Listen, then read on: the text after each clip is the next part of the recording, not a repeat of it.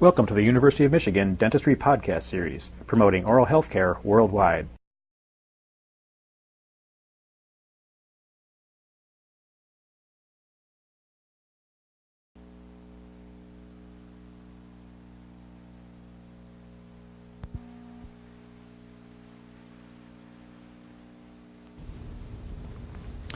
For the exercise in making the immediate maxillary denture, each one of you has to transfer the relations from the mannequins in the laboratory to the articulator.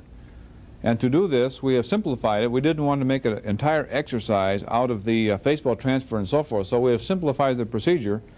But I think it would make it easier for you if I explain briefly a couple of items about the mannequin itself. Now, as you'll notice, there are only two mannequins there that have the proper articulation, and each one of you has to transfer this relationship to his articulator.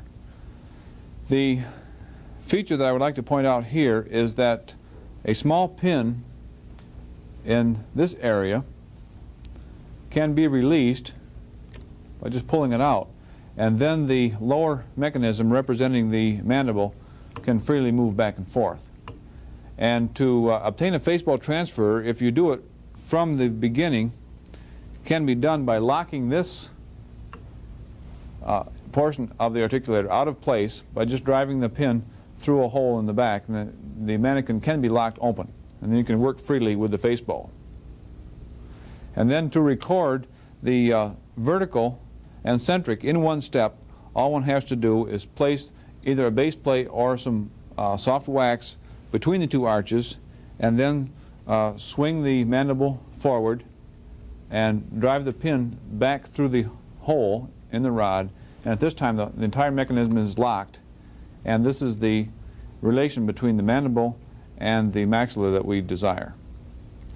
Now, to make this exercise go a little faster and get everybody started earlier, we have prepared some fixed faceballs, and there will be 3 of these in the laboratory, so the transfer of the maxillary arch will not even necessarily involve the mannequin. If some of you want to make base plates and take the faceball registration from the mannequin, you're perfectly willing to do that. But with only 2 mannequins and the number of students we have, we thought it would be easier to start out with some fixed mechanisms. So what we must be careful of here is that when you mount the upper cast, don't put too much force on the faceball, which would swing it around. If it swings around, we of course have to go back to the mannequin and make a new registration. Now, you notice that when you pick these up, that also the mechanisms in the condylar area are fixed. These are tightened, so don't loosen these to fall back and forth. This intercondylar distance fits the Hanau articulator and not the mannequin now. So actually, this faceball and other 2 just like it that will be in the laboratory are all set to go on the Hanau articulator, and all you have to do is place your master cast that's been given to you on the base plate and simply mount the master cast to the articulator. Now, to show that, I've already done this, of course, but as I said once again, the distances between the condylar rods have already been adjusted, so you don't even have to loosen them and move them back and forth. By just springing them slightly, they will go over the condylar rods, and you can mount the upper in just a matter of probably less than a minute with some impression plaster. And then pass it around to someone else in the class, and I don't think that there will be any problem getting these mounted. Now, one other thing I'd like to show at this time, and we'll take just a brief look at this. Normally, we do have to make a regular faceball transfer for the patient. And so if some of you want to do this, it's all right, but one of the problems is the mannequin is made out of a mass of acrylic resin, and it has changed somewhat from the shape of the cast that you have. So it's impossible to make a very accurate base plate on your master cast and have it transfer well to the mannequin. But this is the way we do it clinically. Now, you have noticed here that we have a base plate made from the shellac material that you used before, And then we have some indices in the anterior area so that the edentulous portion and the dentulous portion fit in such a way that it is perfectly keyed in and very stable, both on the master cast and in the mouth. And clinically, this is what we use for the face bowl transfer. Now, the next thing that we have to do, coming back again to the mannequin, now that we have transferred the maxillary cast to the articulator, we still have to record our intermaxillary relations, centric and vertical. And as I said before, because this is so mechanical, it's just a matter of some way keying the two together when the mechanism is locked in place. And because, as I mentioned just a moment ago, the master casts that have been supplied to you are somewhat different in shape from this acrylic resin master cast that we've had for 3 or 4 years now, the transfer by using a very accurate base plate made on the master cast does not work well. It just doesn't fit that well. So for the purposes of this exercise, I think it would be perfectly all right if we simply warm up some wax and place a mass of wax along each occlusal surface of the lower arch, and then simply close the articulator and make some bite registrations. Now what we want here is a mass of wax that is soft and that is about the length of the arch, and we should include a couple of the anterior teeth also in the wax bite. Now at this point in demonstration I will only do one side. Actually you have to do both sides at the same time, of course. So I'm simply going to place,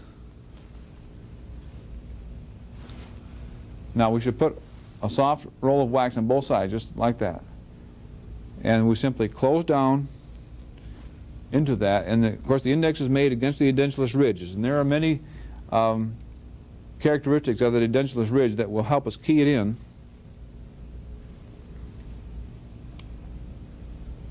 I'm kind of doing this upside down. I'm trying to find the area here where I can drive that pin through and know that we have returned to vertical, and there we have. The pin has gone back into place, and at this point this is the relationship that we want to transfer. Now at this time we can actually index this a little better by molding the wax around the teeth slightly and letting it cool for a couple of moments. And then when this is taken apart, we can put it on the articulator, and a good idea here is to scribe a left or a right, whichever it is, so it's easier to find our index when we go to the instrument. And then after it has cooled for a moment, the pin is taken back out and the lower opened, and then just carefully removed. So what we have is an index. And this is all that's necessary for the purposes of this exercise. Now normally we take centric relation records the same way we do with the edentulous case for immediate denture. This has nothing to do with that. This is simply a way for all of you to transfer the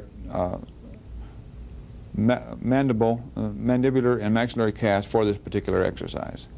Now what I have done is I have already mounted the upper case for purposes of demonstration this morning, and I think I can show you how a couple of the indices will work in relating the master cast. Now if we can look at that closely, you'll see that they fit back together in those wax indexes perfectly. And you'll notice from this view also that when the maxillomandibular relationship is correct for this immediate denture case, the anterior teeth do not touch.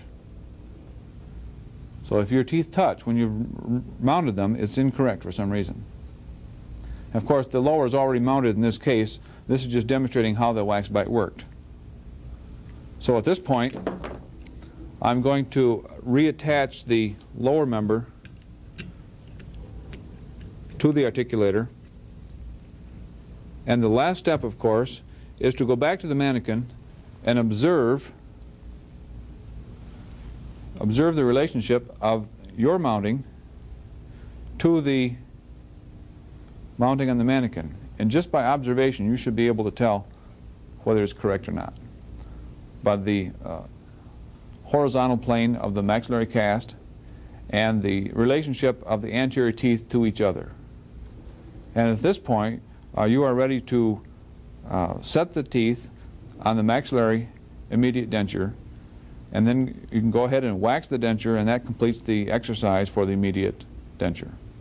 You've been listening to a presentation from the University of Michigan School of Dentistry, which is dedicated to supporting open learning and open educational resources. This recording is licensed under the Creative Commons. It may be reused and redistributed for nonprofit use. Please attribute materials to the University of Michigan School of Dentistry and redistribute under this same license. For more information on how this and other University of Michigan School of Dentistry recordings may be used, visit www.dent.umich.edu/license.